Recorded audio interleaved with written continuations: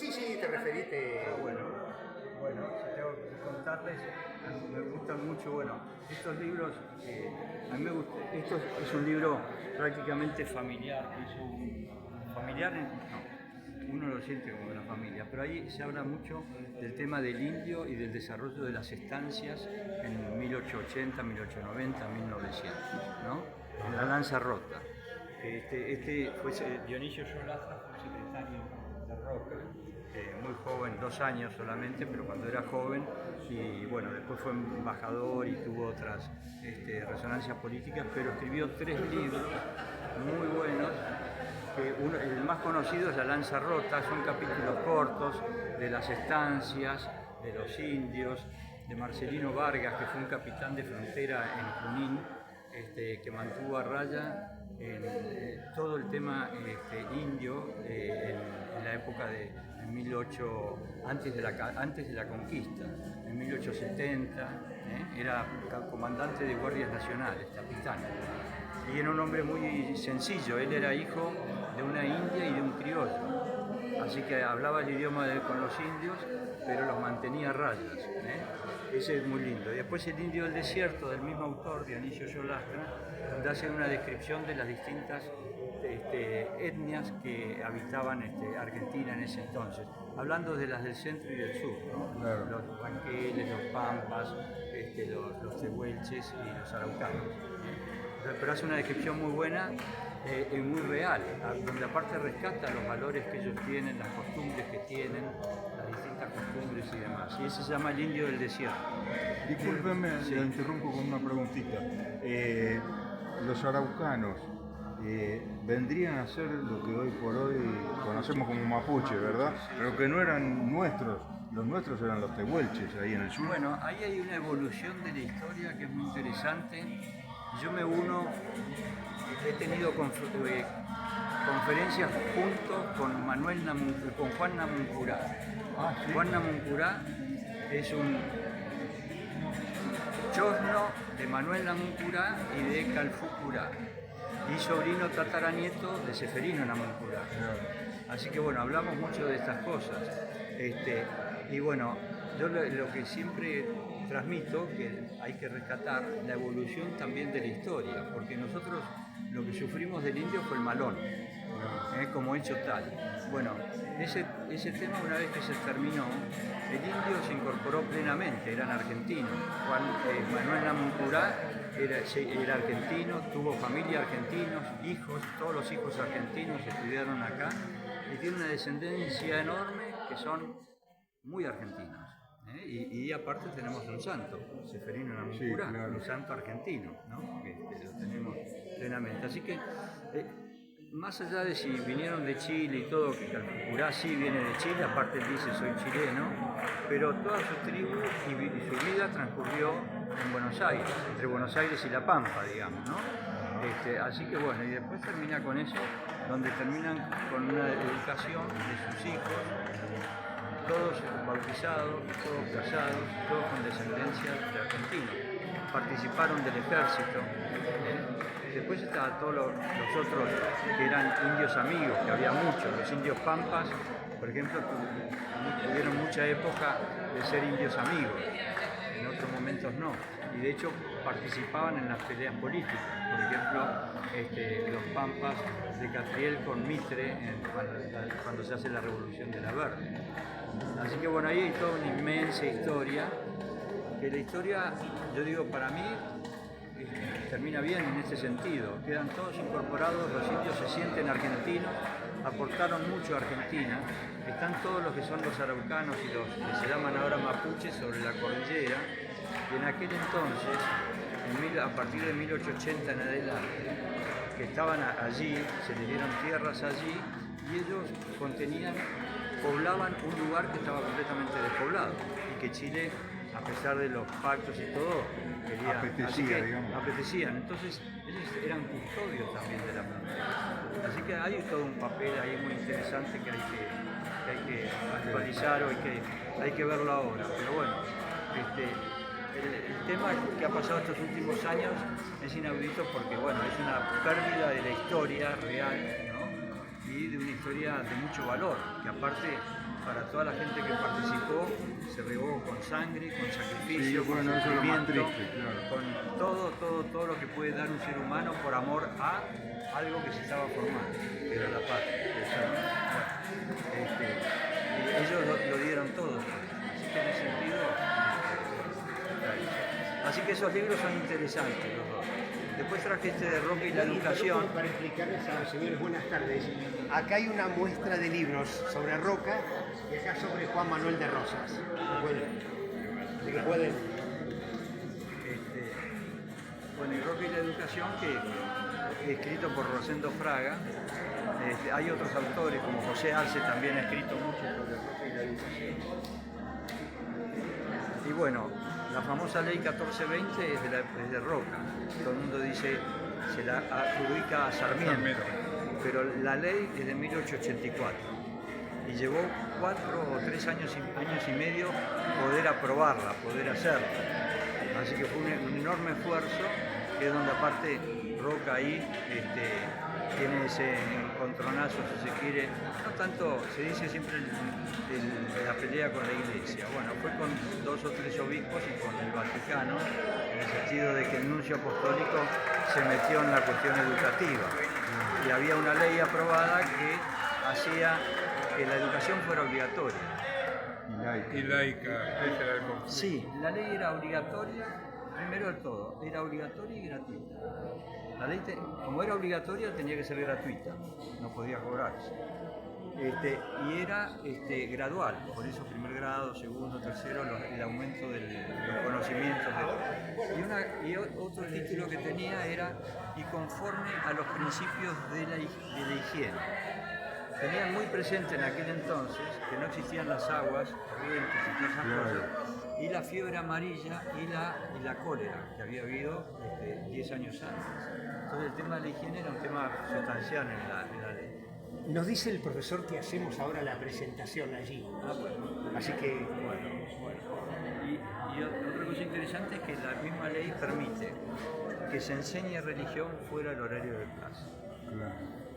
O sea, fue laica porque se la conoce por ese lado, pero no es que se prohibió la clase de instrucción religiosa, la instrucción digamos. religiosa, sino que se podía dar y tenía que estar a cargo de quienes la quisieran dar. Entonces cada religión podía tomar. Los alumnos los tenían, porque los alumnos, si tenían que estar en clase, podían quedarse después o antes, pero no en el horario propio. Y eso lo dice la ley.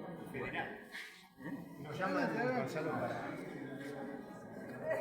Pero traigo un libro. bueno, yo traigo uno de Rosas, aquellas...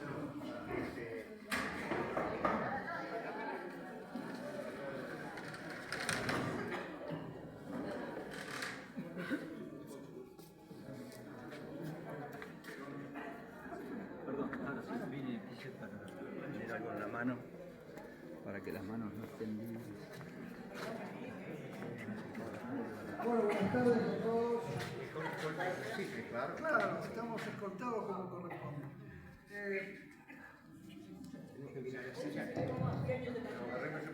Vamos a inaugurar ahora una muestra que va a tener vigencia nada más que en el día de hoy, pero que se trata de libros sobre el teniente general Roca y don Juan Manuel de Rosas. Ustedes saben que la Argentina es un país de paradojas y curiosamente la muestra sobre los libros de general Rosas la va a hacer un profesor que se llama Lavalle. La muestra sobre Roca no, la va a hacer precisamente alguien que lleva el mismo apellido y que es sobrino bisnieto del teniente general Roca. El museo se honra en recibirlos y saben que nosotros tenemos un concepto claro de lo que es la historia, un concepto firme de lo que es la historia, que es como fue, no es como nos hubiera gustado que fuera. Y tal como fue va a seguir siendo, porque ni Dios, que todo lo puede, se atreve, como sí se atreven algunos historiadores, a modificar la historia de acuerdo a su conveniencia. ¿Está? Entonces, también sostenemos que nadie fue absolutamente bueno o absolutamente malo. Solo comparar lo que es el pasado con el yin y el yang de la filosofía oriental, ¿no? Que en toda parte mala hay algo bueno y en todo bueno hay algo malo. Entonces, creo que para comprender el presente tenemos que tener una noción clara del pasado, saber de dónde venimos para saber a dónde queremos ir. De modo que con ese criterio es que los invito a que vayan a ver esa muestra que realmente vale la pena, porque es una muestra bibliográfica y amante como soy de los libros, no puedo hacer otra cosa que propiciar que vayan a ver. Les agradezco la atención y los invito a verlo y aplaudir al señor Roca y al señor Lavalle.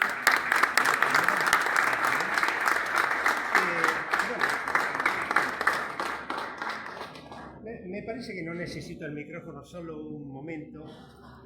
Los libros sobre Roca los va a mostrar Gonzalo. Yo tengo acá, los van a ver allí, pero acá tengo dos un poco raros. El año pasado fue el centenario de Hudson, que no era rosista, él era inglés, pero se fue su padre de acá de Argentina cuando cayó Rosas. Los ingleses estaban bien con Rosas, contra lo que se piensa, ¿no es cierto? Acá el profesor me corrige las cosas y puedo equivocarme, ¿no? Y acá tengo otra cosa un poquito rara, no valiosa económicamente, el poema de Rosas por el poeta inglés John Masefield, que es el tema tan conocido de Camila, la mayor parte de esta especie de biografía poética. Así que, con gusto, si quieren verlos, estamos acá al lado. Muchas gracias.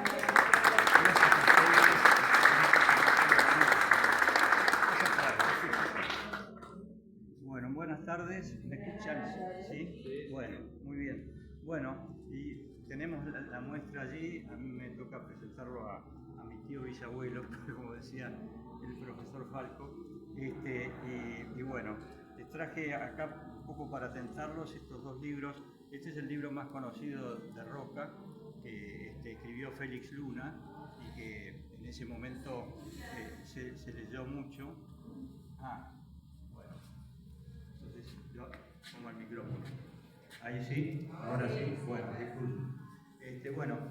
Entonces dentro de la muestra que he traído un poco más de 10 libros, les traje esto para tentarlos, para ir para allá. Este es el libro más conocido de Roca, que es el de Félix Luna, Soy Roca, un libro que el 90% es historia, un 10% es novelado. Él le está contando a una persona, le está contando su historia y habla en primera persona. Muchas de las cosas que han trascendido de este libro por ahí tienen que ver más con la parte novelada, pero es un libro realmente muy bueno y que lo hizo conocer a Roca mucho y que hace falta. Este último tiempo se lo ha estudiado por otros autores que no son académicos propiamente y han hecho más de tipo de relato que es lo que ha pasado con los jóvenes últimamente. Y este libro de Rosendo Fraga, que es Roca y la educación, donde Rosendo describe muy bien, es uno de los libros, hay otros libros que tratan Roca y la educación, Rosendo acá describe muy bien todo el progreso de la ley, del Congreso de Educación que se hizo en la primera presidencia de Roca, los 3 años y medio que llevó sacar la ley 1420, tan conocida como obligatoria, gratuita y laica, pero que tiene una consonancia muy grande y que llega hasta nuestros días. En todo lo que se hizo conforme a eso, tanto en la educación primaria, en la secundaria, como en la educación técnica y la educación universitaria, que todo eso viene de aquel entonces. Así que con eso los invito a ver los libros que hay allí. Hay una iconografía de Roca, la única que hay. Está el disco de La Retreta del Desierto, que es una música muy linda que está ligada a un hecho principal que es la campaña del desierto, ¿no? Así que con esto los invito a pasar por ahí. Muchas gracias.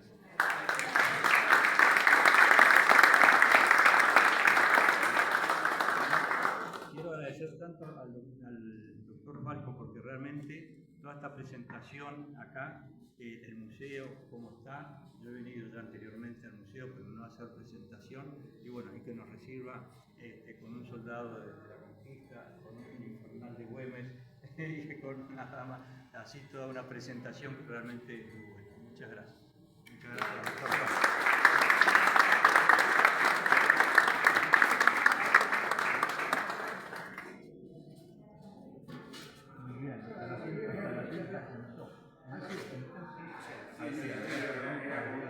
Que pertenecía, había caído en poder del Brasil, ¿no? Claro, pero por eso digo, es después de la guerra de Brasil, eso. No, es antes, es antes. No, pero te estoy hablando de la independencia. Es cuando se hace cuando pelearon en un momento Argentina y Brasil por las costas. No, eso fue después. Está bien, pero yo digo, interviene Inglaterra y se crea el Estado de la República de Uruguay, entre los dos. Eso es lo que dicen, claro. Sí, por supuesto que no es una intervención oficial. No, sí. Se hace. Claro. Entre dos potencias y No, pero a Inglaterra no le convenía ni que Argentina tuviera dos costas ni que Brasil tuviera una costa del Uruguay. Entonces Sí, era lo que sería un Estado de es el Napoleón. ejemplo que dicen con los países en los Balcanes. Claro. Como para que. Sí. Buenas tardes. Me emocionó lo que dijo. Yo soy hudsoniano a muerte, digamos. ¿Ustedes? Hudsoniano, digamos. Ah. De los amigos de Hudson. Investigo, lo leo, digamos. Y conozco la historia, digamos, nuestra a través de los ojos de alguien que era bicultural, digamos. Y básicamente, la verdad que este libro. Bueno, esta edición tiene las ilustraciones de Pozzo. Exacto. Unas ilustraciones de Pozzo que son magníficas, ¿no? Y Básicamente, hudsoniano, a los que queremos, investigamos y seguimos a William Henry Hudson, que ese Sería lo que se dice. Claro, William Henry Hudson. sí, esta es una versión en inglés reciente, ¿no? Claro, Clarice Hudson, Y claro. está, como fuiste al museo. Claro, el museo. Está ahí en Soy Bosques. parte de los amigos. En Bosques. Claro, no está en lo que sería Florencio Varela. Que Claro, yo paso todos los días por acá. el año Claro, pasado ahí es. fue el centenario. Exacto. Sí. Ahora hay una peña ahora el 2 de Claro, por la Portillo. Y este que está acá, este es Hudson, pero la traducción es de Cunningham Graham. No, esta no, es la introducción. La introducción, tiene razón, la introducción. La traducción es de Pozzo. Que si te voy a contar una tontería. Estuvimos con mi mujer hace bastantes años, en el año 2012, en el Museo de Historia de Edimburgo. Claro. Y yo me emocioné porque subiendo por la escalera me encuentro con un busto y se me ocurre ver quién era. Y era un busto de Cunningham Graham y que ponía una leyenda allí, en inglés por supuesto, y decía que llegó a ser tan querido por la gente acá que una localidad lleva el nombre de él, Don Roberto. Yo después busqué en internet, no encontré ninguna localidad con el nombre de Don Roberto. Quizás han cambiado de nombre, así como Fraile Muerto ahora se llama Belleville. Claro. Las cosas cambian de nombre, ¿no? Sarmiento. Sí, Qué nombre de mierda. bueno, son las polémicas. Se lo cambió. Yo no puedo opinar porque no soy un estudioso de la historia. No me acuerdo Me que gusta Sarmiento es la anécdota esa que se para ahí a charlar y dice qué nombre de mierda, de fraile muerto. Y dice, ¿quiere ser un ciudadano ilustre? Señor Bell. Bueno, llamémoslo Bell. A mí bueno, yo no lo sabía eso, a pesar de que tengo unos conocidos que son cordobeses de Belleville. Pero bueno, Entonces fue así, fue realmente. sí, no lo dudo, no lo sabía, le agradezco mucho. Lo aprendí de Lázaro. El historiador Lázaro, sí, que es amigo de Gonzalo. Es amante de Sarmiento. Sí.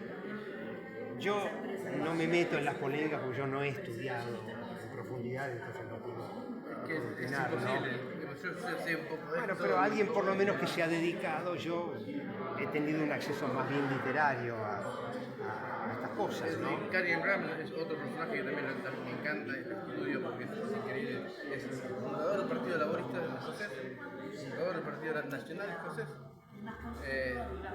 Básicamente es un héroe que no lo reconozco. Es obviamente controversial porque, digamos, él se postuló para el rector de la Universidad de Glasgow y, digamos, no lo obtuvo, después lo obtuvo y él estaba en contra del movimiento nacionalista, el King, la Highland, todo ese tipo de cosas, digamos. Es como decir, un tipo que viene y dice, bueno, que se llega 8, no, eso no, la gente no va, digamos, y hay que leerlo con el contexto histórico, digamos que es... Bueno, y también cada uno pertenece a su época y además, si bueno, tienen sus ideas, estarán acertadas, equivocadas. Ah, sí, no hay problema. A mí me gusta poner papeluchos en los libros, no se molesten por favor por eso. Pero si se les cae Hasta llegar a Choy Leche. Disculpenme, acá se parece a usted. Sí, es que sí, soy parecido. Sí, siempre. A mí en muchos lugares me dicen billete de 100 pesos. Voy a decir que soy muy parecido. Este es un soldado de India, de India. Y este es otro distinto, pero es interesante ver y sobre todo por la pincha, el tiempo que fueron, hacía un frío bárbaro, y llovía y hasta hubo alguna nevada y todo, y inundación, cuando llegaron al Río Negro, ¿no? En cambio es un indio de lanza, todo lo que significa. Estaba rojo, era 3 años antes de su muerte. Y no quiere parar. No quiere, dice, ahí está el compatriota suyo, dice, viviendo ahí. El tipo no quiere parar. Pero yo lo entiendo exactamente por qué no quiere parar. Porque si para y conoce al hombre se va a desilusionar. Lo mismo hizo con Hardy, el otro escritor, digamos, que también era fanático de él, pasó por dentro de la casa y no quiso parar, digamos, por una cuestión de no desilusionarse, digamos. De conocer a la persona y no, digamos, al ídolo. Bueno, es como si a uno le dijeran de la señorita de la primaria de la cual uno como alumno estaba enamorado. Exacto. Y verla a ella a los 80 años. Exacto, es Cuando los ejércitos están desparramados, entonces tenían que confluir el Choel y el Choel, entonces no sabían dónde estaban unos con otros, entonces empiezan a tocar con trompetas y tambores. Entonces se hace la música donde se la escucha primero muy lejos, la trompeta, muy suave, el tambor, todo, y se van acercando hasta que se empiezan a reunir. Entonces este debate aquí ayer se lo pone en la literatura inglesa, se lo pone en la literatura argentina. Para que venían a mirar, Bueno, acá, si alguien lo pone en literatura argentina, no hay más, porque él escribió sobre acá. Lo hizo en otra lengua, no lo hizo en español. Bueno, pero escribió sobre Argentina, ¿no? Sí, y bueno, pero escribió sobre Argentina. Como no lo pueden echar.